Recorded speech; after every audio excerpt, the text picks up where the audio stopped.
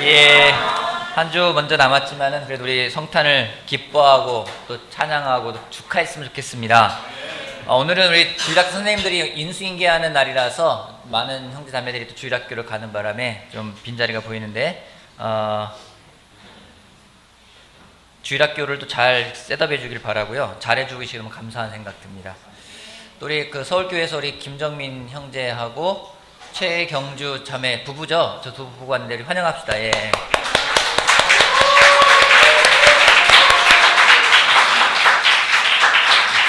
내년 1월 1일부터 일산에서 함께 하기로 했습니다. 예. 이렇게 박수하면 박수 다시 한번 칠까요? 달리 보여서 감사합니다. 다음 주 좋은 소식 먼저 두 가지 같이 나눌게요. 첫 번째는 저희가 그 특별헌금을 했잖아요. 특별헌금 개인적으로 목표를 한 1,200만 원 정도 잡았었는데 지난주까지 한 1,300만 원이 넘게 특별헌금이 들어와서 너무 감사하고요. 또 한 가지 기쁜 소식은 다음 주가 성탄절인데 성탄절을 맞이해서 좀 특별한 행사를 할까 합니다. 일부 예배가 끝나고 제가 성탄절을 맞이해서 각 바이블톡별로 성탄절 골든벨 퀴즈를 하려고 합니다. 그래서 바이블톡별로 대항전을 해서요, 형제들만 맞춰야 될 문제, 자매들만 맞춰야 될 문제, 그리고 아이들만 맞춰야 될 문제. 그래서 그 바이블톡에서 하는데 그 출제 범위는 성탄절과 관련된 것들입니다. 그래서 1등한 바이블톡에는 같이 맛있는 거 사 먹으라고 10만 원 예상하고 있고요. 2등, 3등까지 제가 시상할 예정입니다. 그래서 바이블톡별이 같이 좀 준비를 하셔서 공부를 좀 하시면 될 것 같고, 특별히 오늘 설교 제목이 성탄을 준비하는 마음입니다. 오늘 설교하는 내용 가운데서도 많은 양이 출제될 예정이기 때문에 잘 들어주시길 바라고요. 마태복음 2장 말씀 같이 보겠습니다. 오늘은 설교를 잘 집중하겠죠? 네. 여러분, 성탄절을 싫어하는 사람들은 누굴까요? 성탄절을 싫어하는 사람 누굴까요? 절에 다니는 사람 성탄절을 좋아해요. 그래도 성탄절을 싫어하는 사람 누굴까요? 회사 사장님? 자, 성탄을 싫어하는 사람들이 누굴까요? 성탄절을 누가 싫어할까요? 누구요? 부모님? 부모님도 성탄절 싫어해요? 여러분, 그 성경에서 성탄절을 싫어했던, 아주 싫어했던 사람이 하나 나옵니다.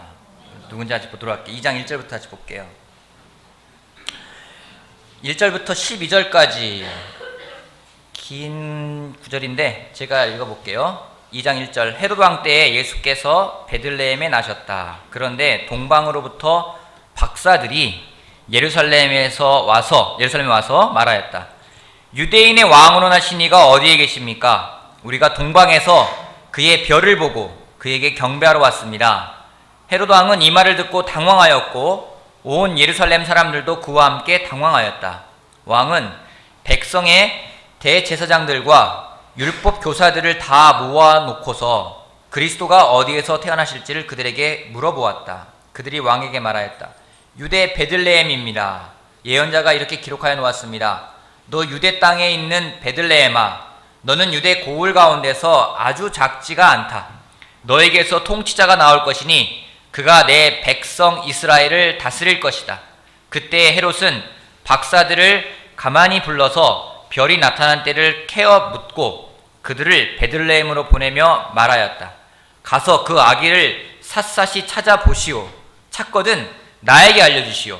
나도 가서 그에게 경배할 생각이오. 그들은 왕의 말을 듣고 떠났다.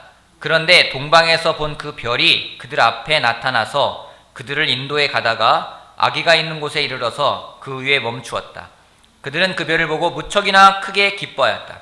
그들은 그 집에 들어가서 아기가 그의 어머니 마리아와 함께 있는 것을 보고 엎드려서 그에게 경배하였다. 그리고 그들은 그들의 보물 상자를 열어서 아기에게 황금과 유향과 모략을 예물로 드렸다.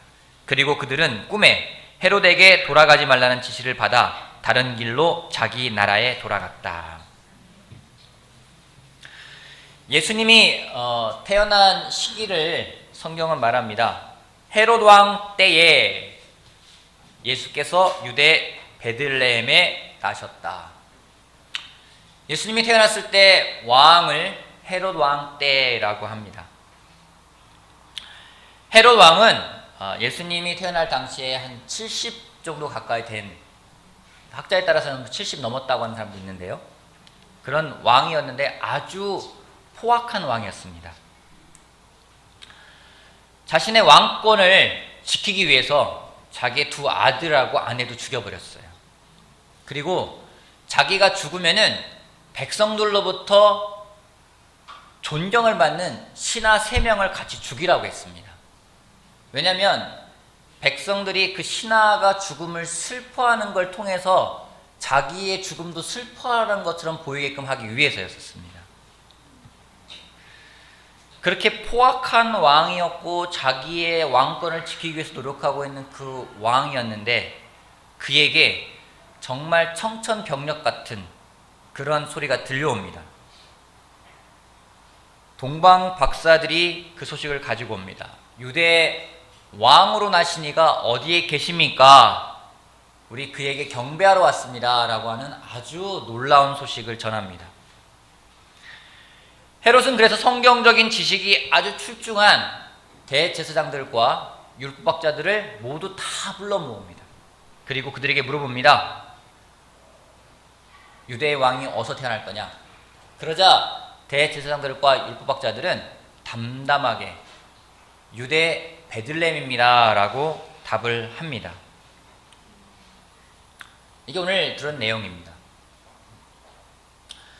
예수님의 탄생이 동방의 박사들에게는 아주 기쁜 소식이었습니다.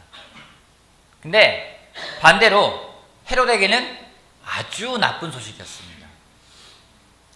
대제사장들과 율법학자들에게는 그냥 그저 그런 소식이었습니다. 같은 소식인데 누구에게는 아주 기쁜 소식이고요. 같은 소식인데 누구에게는 아주 나쁜 소식이고요. 또 누구에게는 그저 그러한 소식으로 들려집니다. 어떻습니까? 오늘 여러분에게 아기 예수님이 이 땅에 태어나셨습니다 라는 말이 여러분에게는 기쁜 소식입니까? 네. 아니면 여러분에게는 나쁜 소식입니까? 아니면 여러분에게 그저 그러한 소식입니까? 왜 헤롯에게는 나쁜 소식이었고 왜 대제사장들과 율법학자들에게는 그저 그런 소식이었고 동방에서 온 박사들에게는 기쁜 소식이었을까요? 성탄에 대해서 준비했던 사람들과 준비하지 않았던 사람들의 차이라고 저는 생각을 합니다. 오늘 설교 말씀은 성탄을 준비하는 마음입니다. 먼저 이 나왔던 인물들 하나를 보고 싶은데요. 2장 3절 말씀을 다시 한번 읽어볼게요. 2장 3절 말씀 같이 한번 읽어볼까요? 마태복음 2장 3절 말씀. 3절 말씀만 같이 읽어볼게요. 시작.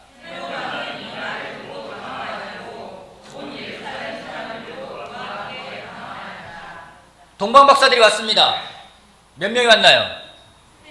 알 수 없죠. 3명이란 말은 나오지 않으니까. 동방의 박사들이 왔어요. 복수예요. 2명인지 3명인지 2명 이상이에요. 왔어요. 와가지고 유대 왕이 어디 있습니까? 라는 말을 했을 때 헤롯의 반응은 뭐라고 나와 있습니까? 헤롯은 이 말을 듣고 당황하였다고 나옵니다. 헤롯이 그 말 듣고 당황했대. 근데 이 당황했다라는 이 단어 원문을 봤을 때 이 당황했다는 단어 원어가 똑같이 나오는 내용이 있어요. 그건 뭐냐면 요한복음 5장에 나오는 내용인데요. 여러분 아실 겁니다. 베데스다 연못, 베데스다라고 하고 그 연못에 천사가 내려와서 물을 휘 저어 놓으면은 물이 움직인 다음에 누군지 들어가는 사람은 병이 나았다라는 그 연못 있잖아요. 그 연못에 천사가 와서 물을 휘 저어서 물이 동하다라는 표현을 씁니다. 물이 움직였다. 물이 동한우회라 할 때 그 동한이라는 단어하고 이 헤롯이 당황했다라는 말하고 똑같은 단어예요. 여러분 그럼 헤롯의 마음이 어떤지 아시겠죠? 헤롯의 마음이 요동을 친 거예요. 마음이 안정적이지가 않은 거예요. 헤롯의 마음은 왜 당황했을까요? 왜 요동을 쳤을까요? 자기 자기 왕의 자리를 빼앗길 것이기 때문에. 헤로데에게 있어서 자신이 왕이었습니다. 그는 다른 사람이 왕이 되는 것을 용납할 수가 없었습니다. 그에게는 집착이 있었습니다. 권력에 대한 집착. 여러분, 사람이요, 무엇인가에 집착하게 되면은 이상한 행동도 서슴없이 하게 됩니다. 아니, 2살 아래 아이를 다 죽이는 게 정상입니까? 하지만 헤롯은 자기 왕권에 대한 집착이 있었기 때문에 2살 아래의 아이들은 다 죽여버립니다. 자기의 2 아이들도 죽여버리고요, 아내도 죽입니다. 소유에 대한 집착은, 뭔가 권력에 대한 집착은 무서운 행동도 서슴없이 하게 만듭니다. 정상적인 행동도 아주 당연하게 합니다. 요즘 우리가 정치를 통해서 많이 배우고 있지 않습니까? 뭔가 집착했을 때, 그 자리를 탐하고자 계속 노력하고자 했을 때. 마찬가지로 우리도 내 마음에, 내 삶의 왕이 내가 되고자 한다라면은 예수님이 이 땅에 오신 것이 우리한테는 불편한 이야기예요. 사탄이 우리 마음을 공격합니다. 우리 마음이 잔잔하게 있는 게 아니라 우리 마음이 막 출렁대게 요동치게 공격을 합니다. 때로는 내가 내 마음의 주인인데 예수님이 내 마음에 들어오신다 생각하면 불편할 때가 있어요. 성경 말씀을 읽는 게 불편해요. 왜요? 예수님이 내 마음에 들어온다 생각하니까 불편한 거예요. 내가 주인이라 생각했는데, 내 마음대로 하고 있었는데. 그림 좀 보여주시겠어요? 화면 좀 띄워주세요. 제가 예전에 대학생 때 CCC 활동을 할 때 보여줬던 그림인데 이런 그림이 있었습니다. 내 마음이에요. 동그란 거는. 의자는 내 마음의 왕좌입니다. 누가 앉아 있어요? 예수님은 어디 있어요? 밖에 있어요. 그때는 모든 일들이 혼란스러워요. 요동을 쳐요. 다음 그림 보여주실래요? 예수님이 왕좌에 있습니다. 되게 유치한 그림인 것 같은데 되게 의미는 있어요. 내가 그 밑에 있어요. 모든 게 질서, 정연하게 정리되어 있습니다. 누가복음 14장 말씀 볼게요. 누가복음 14장. 우리가 성경 말씀을 공부할 때, 제자가 될 때 이 말씀을 배웠습니다. 누가복음 14장 33절 말씀 같이 볼게요.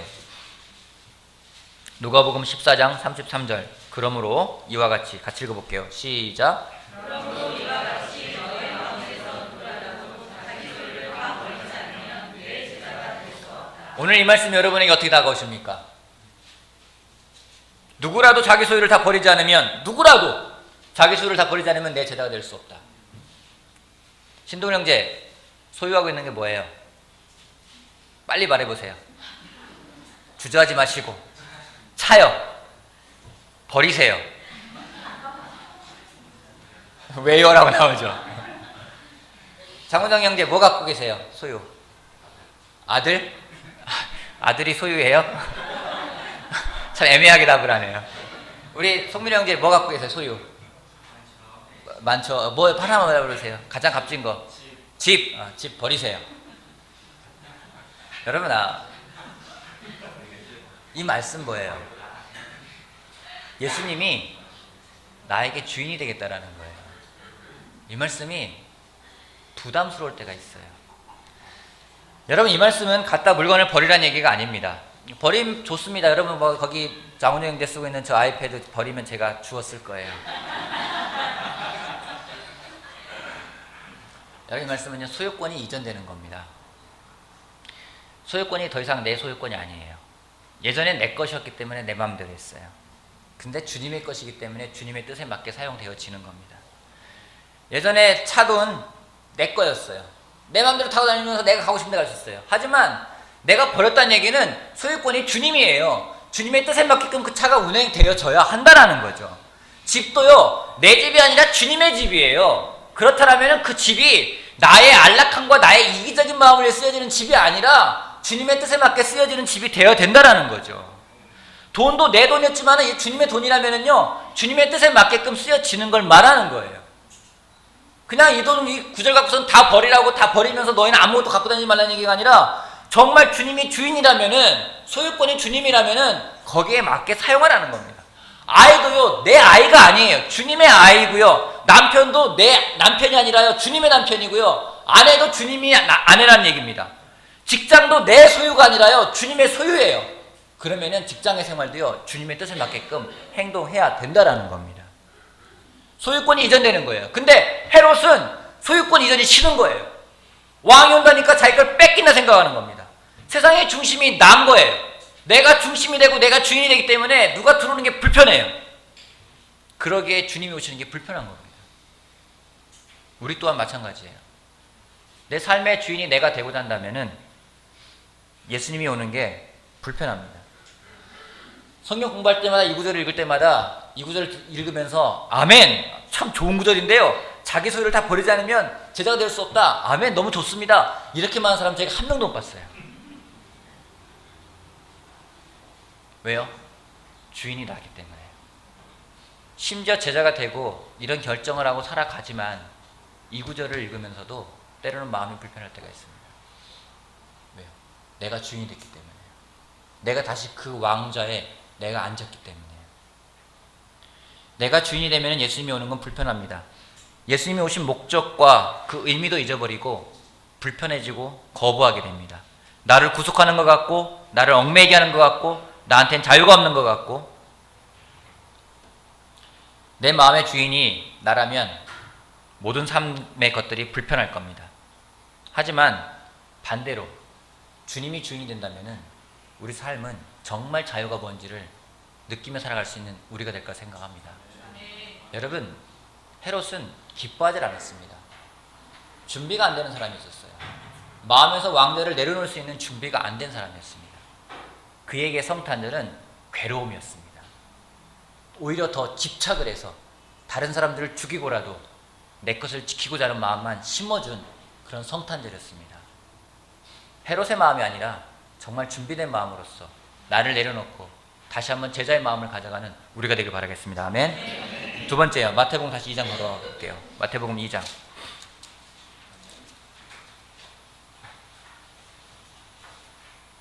4절부터 5절까지 같이 한 목소리 읽어봅시다. 2장 4절. 왕은 백성의 시작. 왕은 백성의 대제사장들과 율법교사들을 다 모아놓고서 그리스도가 어디에서 그들이 왕에게 말하였다. 유대 베들레헴입니다. 예언자가 이렇게 기록하여 놓았습니다. 대제사장들과 율법자들이요. 왕이 물어봐요. 유대 왕이 어디서 태어나느냐? 아주 단번에 대답합니다. 유대 베들레헴입니다. 정답이에요? 오답이에요? 정답이에요. 이들은 그 누구보다 성경에 대해서 잘 알고 있는, 아주 쌈박하게 알고 있는 사람들이었어요. 근데 놀라운 게 뭔지 아십니까? 이 대제사장들과 율법학자들 가운데 그 어느 누구도 동방박사를 따라간 사람이 없다라는 거예요. 그들은 알고는 있었지만은 알고 있는 그 지식이 그들 삶 가운데 실천되어지지가 않았다라는 겁니다. 성경에 대해 잘 알지만 그게 실천되지 않으니까 그 말씀이 그들에게 감흥이 없고, 유대의 왕이 태어났대. 어디지? 베들레헴이야. 그걸로 끝나는 거고 그저 그런 소식이 되었지 기쁜 소식이 아니었어요. 때로는 내가 알고 있다 생각하는 것이 나에게 안정감을 줄 때가 있습니다. 여러분 착각하지 마십시오. 성경에 대한 지식은 지식일 뿐이지 그게 믿음이 아니라는 겁니다. 우리가 영적으로 나이가 들어가고 있습니다. 10년 이상 된 제자들 한번 손 들어보세요. 뭐 거의 3분의 2 이상 되는 것 같아요. 이제는 뭐 10년이면은 영크리스찬인 것 같아요. 우리 가운데. 점점 나이가 들어감에 따라서 우리의 성경적인 지식이 많아지고 있습니다. 웬만한 내용들은 다 알고 있습니다. 그죠? 웬만하면 다 알죠? 그래서 제가 설교할 때 성탄을 준비하는 마음, 제목만 이야기하고 성경책만 딱 펴도 오늘 이런 내용 말씀하시겠구나 라고 짐작하는 사람들이 꽤 있을 거예요. 그죠? 그걸 알기 때문에 제가 여러분들의 그 반전을 꾀하기 위해서 노력하고 있습니다. 이렇게 생각하겠지, 이렇게 돌려야지 생각할 때가 있어요. 여러분 알고 있다 생각할 때는요, 뭐냐면은 더 이상 배우려 하지 않아요. 배우려 하지 않는 걸 떠나서 어떤 걸 하냐면 자기가 알고 있는 걸 가지고 사람들을 평가합니다. 사람들을 판단합니다. 물어보거나 조언을 구하지 않습니다. 배우려 하지 않기 때문에 조언을 주려 해도요, 조언이 아니라 잔소리가 돼버려요. 제가 데이트할 때요, 아내에 대해서 잘 모른다는 생각이 들었고 알고 싶었어요. 배우고 싶었어요. 그때는 아내가 하는 한마디 한마디 경청합니다. 아내가 써준 엽서 거의 한 단어마다 주석을 달 정도예요. 의미를 붙여요. 이 단어를 왜 썼을까? 나를 좋아한다는 얘기일까? 싫어한다는 얘기일까? 막 알고 싶어가지고 배우고 싶어가지고 어떻게든 써요. 이제는요 안다 생각을 해요. 그러니까 무슨 말 하려면은요 저한테는 잔소리 들을 때가 있어요. 때로는 얘기해요. 막 아내가 뭐 얘기할 때 자기야 거기까지만 더 이상 기울이지 않아요. 여러분 제자로 살아간다는 것은 10년만 살고 끝나는 게 아니고요 20년만 살고 끝나는 게 아니라요 주님을 만나는 순간까지 제자로 살아가야 돼요. 그 이야기는 뭐냐면요 계속해서 우리가 배워야 합니다. 정말 배울 게 많아요. 근데 난 알아 더 이상 나한테 뭐 가르치려 하지 마. 난 알아 이미 알고 있어 라고 생각하는 순간 우리는 이 대제사장들과 율법학자와 같이 예수님의 말씀이 감흥도 없어요. 감동도 안 돼요. 기쁨도 안 돼요. 오히려 잔소리처럼 들릴 때가 있고요 그저 그런 소식으로 들릴 수가 있습니다. 지난달에 일산 6주년 예배 때 왔던 케빈 메이 목사님, 그분을 표현하는 단어는 겸손함입니다. 참 겸손한 분이세요. 교회 내에서도 뭔가 말도 안 되는 이야기를 하더라도 사람들은 그거에 대해서 뭐라고 나무랄 때 그분은 일단 들으려고 노력하시는 분이세요. 잘 들으시는 분이에요. 근데 이분이 얼마나 배우기를 원하는지 지난해에는 미국에서 어떠한 교회들이 여러 교회가 있는데 한 교회가 굉장히 잘 지내고 있고 뭔가를 교회가 성장하고 있으면서 되게 기쁘게 더 건강한 교회로 되고 있다는 얘기를 들으니까 교회에 있는 재정팀에다가 이야기를 해가지고 가서 배우고 싶다 해서 그 교회에 있는 전임들을 다 데리고 그 교회에 간 거예요. 가서 듣고 배웠어요. 또 지난해에는 자기네 교회가 더 어디가 성장하고 어디가 발전하고 어디가 더 부족한 부분인지를 도움받고 싶어서 배우고 싶어서 정말 더 가서라는 놀라운 장로님이 계세요. 목사님이시기도 하고 그분에게 경비하고 체재비하고 비행기값하고 다 대준 다음에 너 와라. 와서 2주 동안 우리 교회에 있는 사람들을 만날 수 있는 만큼 다 만나라. 보고 싶은 거 다 봐라. 하고 싶은 얘기 다 해봐라. 그리고 내가 뭐가 바뀌면 좋을지 우리 교회가 뭐가 달라져야 될지 그래야 더 건강한 교회 될지 나한테 알려달라고 이야기를 했어요. 그 얘기 듣고 제가 깜짝 놀랐어요. 여러분 저는요 일산 제자 그리스도 교회에 손님이 온다 싶으면 여러분들 어떨지 모르지만 저는 굉장히 날카로워지고 예민해져요. 준비할 게 많아져요. 여러분 집에 손님 오면 날카로워지죠? 손님 오면은 여러분 보면서 손님에게 배워야지. 우리 집 뭐가 바뀌면 좋을지, 우리 집 뭐가 지저분한지 네가 좀 보고 알려줘. 이렇게 하십니까? 안 그래요. 흠 잡히지 않으려고 막 청소하고 닦아놓고 다 하잖아요. 근데 그분은 그렇지가 않은 거예요. 와서 보고 알려달라고. 그분이요 제자가 된 지 몇 년이냐면요 70년대에 제자가 되신 분이에요. 79년도에 제자가 되신 분이에요. 우리 ICOC라는 제자 그리스도의 교회라 국제 그리스도인 교회가 태동하기 전부터 계셨던 분이에요. 그분이 지금도 배우려고 하고 있어요. 저한테 감동이 됐어요. 그래서 내년에는 나도 우리 교회 컨설팅 한번 받아볼까? 영어로 하면 여러분들 말 못할 것 같으니까 한국말 하는 사람을 모셔와야 되지 않을까 생각이 들어가고 있어요. 여러분 배워야 합니다. 저는 부탁드리기는 2017년도 여러분이 계획을 세울 때 배우는 계획을 세우십시오. 무엇이 됐든 배우는 사람이 되길 바라겠습니다. 배우지 않고 그냥 알고 있다 생각하면요 그 순간 우리에게는요 아무런 감흥도 없을 거예요. 여러분 요즘 배우고 있는 게 계십니까? 여러분이 정말로 여러분을 깨달아가고 있는 게 계십니까? 여러분이 정말 요즘에 새롭게 알아가고 있는 게 있습니까?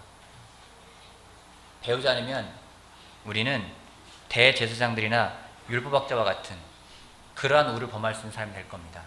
배우는 사람이 되길 바라겠습니다. 아멘. 동방박사들이요. 이들은 달랐습니다. 그들은 기다리고 준비하고 있었던 사람들이었습니다. 그들이 놀라운 거는요. 자신들이 알고 있는 전문 지식을 떠나서 그 밑바닥에 영적인 것이 있다라는 거예요. 여러분 동방박사들의 전문 지식이 뭡니까? 다음 주도 이렇게 다 보면 다 틀려요. 동방박사들의 전문 지식이 뭡니까? 천문학이잖아요. 그죠? 천문학만 알고 있었습니까? 천문학만 알면서 자기 지식에 대해 빠삭하게 알면서 그 다음에 영적인 베이스가 딱 있는 거예요. 그러니까 별을 찾아오잖아요. 그냥 별만 보면서 공부하는 게 아니라 저 별 속에 담겨있는 하나님 뜻이 뭔지를 그냥 자기의 전문 지식만 알고 있는 게 아니라 그거 넘어서 그 영적인 지식까지도 더 같이 접목시키는 거라는 거죠.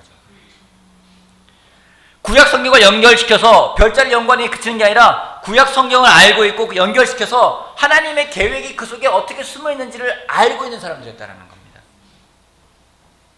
그들은 정말 따라 사는 것은 그들이 알고 있는 세상의 지식이 아니라 천문학이 아니라 하나님 말씀이었다는 겁니다. 잠언 16장 말씀 볼게요. 잠언 16장 20절 말씀. 잠언 16장 20절. 제가 읽어볼게요. 잠언 16장 20절. 잠언 16장 20절. 말씀에 따라 조심하며 사는 사람은 일이 잘 되고 주님을 믿는 사람은 행복하다. 다시 한번 읽어볼까요? 말씀에 따라 시작. 말씀에 따라 조심하며 사는 사람은 일이 잘 되고 주님을 믿는 사람은 행복하다. 말씀에 따라 조심하며 어떻게 하는 사람이요? 조심하며 어떻게 하는 사람이요? 사는 사람은 조심하며 사는 사람은 그냥 말씀을 따라서 알고 있기 때문에 조심하는 걸로 그치는 게 아니라 따라 사는 사람일 때 그 사람이 하는 일이 잘 될 거라고 성경은 이야기하고 있어요. 여러분, 해박한 성경 지식이 나를 변화시키는 게 아닙니다. 때로는 내가 더 알고 더 깨달으면 나를 변화시키려 생각할 때가 있어요. 하지만 그걸 뛰어넘어서 그게 내 삶 속에 실천되어질 때 내 삶에 진정한 변화가 오는 겁니다. 여러분, 이 사람들이 얼마나 준비된 사람들인지 아세요? 이 사람들이 가지고 온 세 가지 예물이 있습니다. 뭡니까? 황금과 유향과 모략이 있어요. 여러분, 황금은 제가 이해가 돼요. 유향도 이해가 돼요. 제가 이해 안 되는 예물이 모략이에요. 모략은 어디다 쓰는지 아십니까? 마취제예요. 시체가 부패하지 않게끔 쓰는 거예요. 우리 조만간 조세관 김민정 부부의 아이 성현이 돌이 언제죠? 세환 형제? 아들 세환 형제. 잘 몰라. 언제요? 21일 날 돌자신데 제가 갔어요. 가가지고 특별히 돌이니까 선물을 준비해 갑니다. 이렇게 딱 봉투에다가 딱 해서 돌 축하해 전해줬어요. 거기에 뭐라고 써있냐면은 부의금 써있는 거예요. 그리고 세환아, 민정아, 이거는 나중에 성현이 죽으면은 관 맞출 때 주는 거예요. 그러면 저 부부가 저를 아멘 하면서 기뻐할까요? 세환 형제 그러면 기쁘겠어요? 저 목사 이상한 거 아니야? 이럴 거예요. 동반 박사 지금 그 일을 한 거예요. 애 태어났다고 경배하는데 장례식에 쓸 모략을 갖다 준 거예요. 왜요? 왜 그랬을까요? 그들은 알았어요. 이 태어나신 분이 어떤 분이고 어떤 고통을 당할지를 알고 어떻게 돌아가실 분을 알기 때문에 그분의 그 미래를 예비하기 위해서 미리 갖다 드린 거예요. 그들은 단지 천문학만 알고 있는 사람들이 아니었던 거예요. 세상의 지식만 빠삭하게 알고 있는 게 아니라 그것이 그들의 삶 속에서 영적인 베이스 속에서 성경 말씀이 더 기본이 되어 살아가는 그런 사람들이었다는 겁니다. 그들에게 있어서요, 삶은 정말 주인이 누군지 예수님이었던 겁니다. 헤롯과는 너무나 대비가 되는 사람들이었어요. 그들에게는 자신들이 중요하지가 않았어요. 마태복음 12장 돌아볼게요. 2장 돌아볼게요. 마태복음 2장 마지막 구절입니다. 마태복음 2장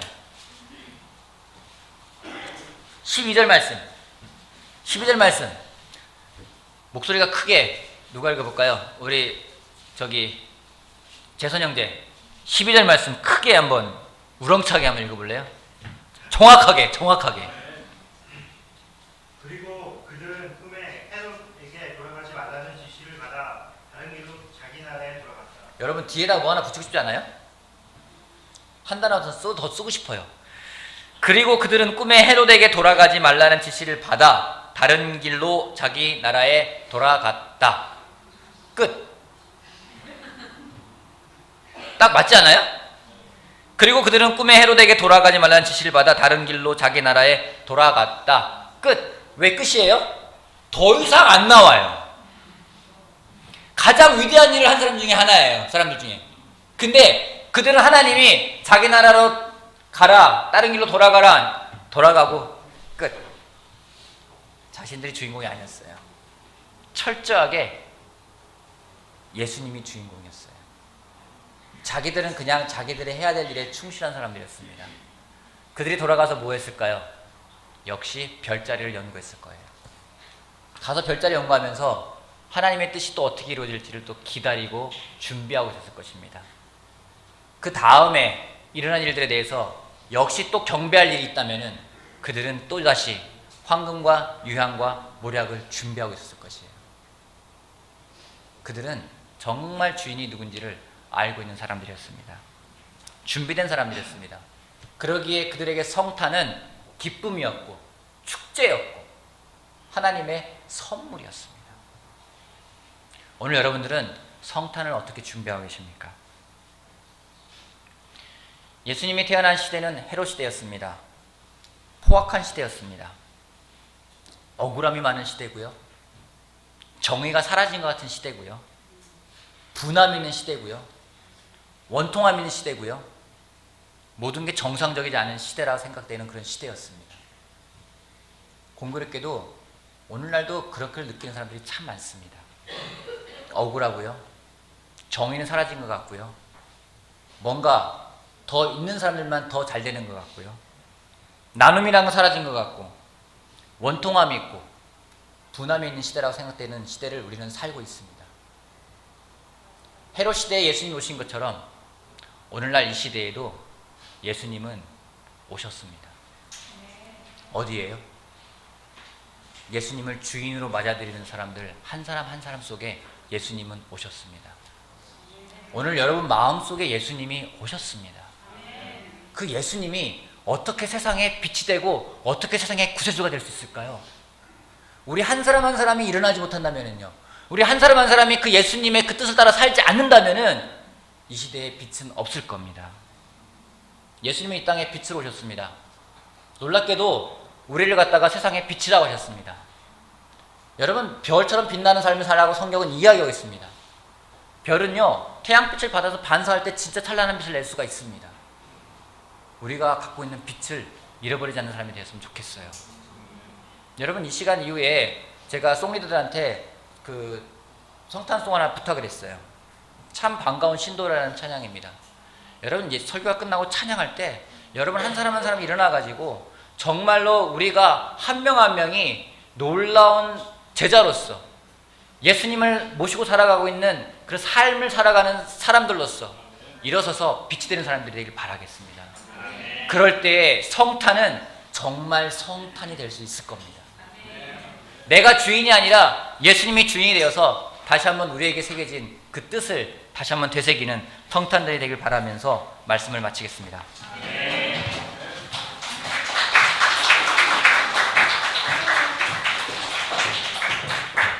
그 자리에서 일어서시기 바랍니다.